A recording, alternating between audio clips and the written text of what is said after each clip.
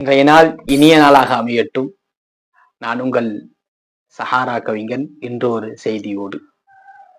இன்னைக்கு என்ன செய்தி அப்படின்னா, முகமது நபி ஸல்லல்லாஹு அலைஹி வஸல்லம் அவர்கள் தமிழ் பேசி இருக்கிறார்கள் என்று வரலாற்றிலே பதிவு செய்யப்பட்டிருக்கிறது.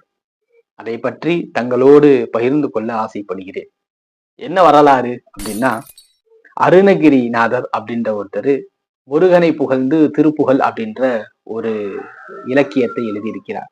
ஒரு புத்தகத்தை எழுதியிருக்கிறார். அத காயல்பட்டினத்தை சார்ந்த திருவடி கவியரசர் என்கின்ற தமிழ் ஆசிரியர் அதை படித்து படித்து மகிழ்ந்துகிட்டே இருப்பார். இதுக்கு நிகரான ஒரு இலக்கியம், ஒரு கவி புலமை என்பது எதுவுமே கிடையாது. யாராவது உங்களால் இப்படி ஒரு இதை கொண்டு வர முடியுமா, இப்படி ஒரு புகழை கொண்டு வர முடியுமா, இதற்கு நிகரான ஒரு புகழை யாராவது கொண்டு வர முடியுமான்னு தன்னுடைய மாணவர்களை பார்த்து எப்பொழுதும் அவர் சொல்லுவது உண்டு. அப்படி ஒரு நாள் சொல்லுகின்ற பொழுது ஒரு மாணவர் சொல்லுகிறார், நிச்சயமாக என்னால் கொண்டு வர முடியும் என்று சொல்கிறார். அப்படியா, முடிந்தால் கொண்டு வா அப்படின்னு சொல்லி அவர் சொல்றார். அப்போ அந்த மாணவரும் சரி அப்படின்றாரு. அந்த மாணவருடைய பெயர் காசிம்.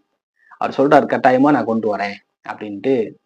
அவர் என்ன பண்றாரு, முகமது நபி ஸல்லல்லாஹு அலைஹி வஸல்லம் அவர்களை பற்றி ஒரு திருப்புகழ் எழுதணும் அப்படின்ட்டு இறைவனிடம் தொழுது துவா கேட்கிறாங்க. யா அல்லாஹ், நான் இதை எழுதணும், அதனால எனக்கு உதவி செய் அப்படின்ட்டு தொடர்ந்து அவர் துவா கேட்டு இதற்கு ஏதாவது நான் எழுதுவதற்குண்டான ஒரு தமிழ் வார்த்தையை முகமது நபி ஸல்லல்லாஹு அலைஹி வஸல்லம் அவர்கள் என் கனவில் வந்து எனக்கு அதை சொல்லித் தர வேண்டும் அப்படின்னு சொல்லி அவர் தொடர்ந்து பிரார்த்தனை செய்கிறார். அதற்கு பலனாக ஒரு நாள் முகமது நபி ஸல்லல்லாஹு அலைஹி வஸல்லம் அவர்கள் வந்து கனவில் வந்து அவருக்கு உண்டான அந்த வார்த்தையை சொல்கிறார்கள். அதுதான் பகீரும் என்கின்ற வார்த்தை. இந்த பகீரும் என்கின்ற வார்த்தையை முகமது நபி கற்றுக் கொடுத்ததுக்கு பின்னாடி முதல் அந்த இதாக எழுதுகிறார். பகீரும் ஒரு வீலி இரு வீலி வேறு வீலி சிறிதும் ஒரு தலை பயிலி துயிலி என்கின்ற அந்த கவிதை எழுதுகிறார். அந்த பாடலை எழுதுகிறார். அதாவது ரசூலுல்லாஹி ஸல்லல்லாஹு முகமது நபி ஸல்லல்லாஹு அலைஹி வஸல்லம் அவர்கள் அந்த சொன்ன வார்த்தையை வைத்து ஒரு கவிதை எழுதுகிறார். கிட்டத்தட்ட அந்த திருப்புகழ் என்பது 141 பாடல்களை கொண்டது. அந்த திருப்புகழ் அதை கொண்டு போய் ஆசிரியரிடம் காட்டுகிறார். படித்து பார்த்த ஆசிரியர் வியந்து விட்டார். இப்படி ஒரு திருப்புகழ் நிச்சயமாகவே எழுத முடியாது, நீ பெரும் ஒரு அருள் கவி என்கின்ற ஒரு விஷயத்தை அவருக்கு சொல்லி பாராட்டலாம் தெரிவித்து, விண்மேல் கொடி கட்டி தாவுனல் காசிம் புலவர் கொழுங்கவியே என்கின்ற ஒரு பாராட்டையும் அந்த தன்னுடைய மாணவருக்கு தெரிவிக்கிறார்.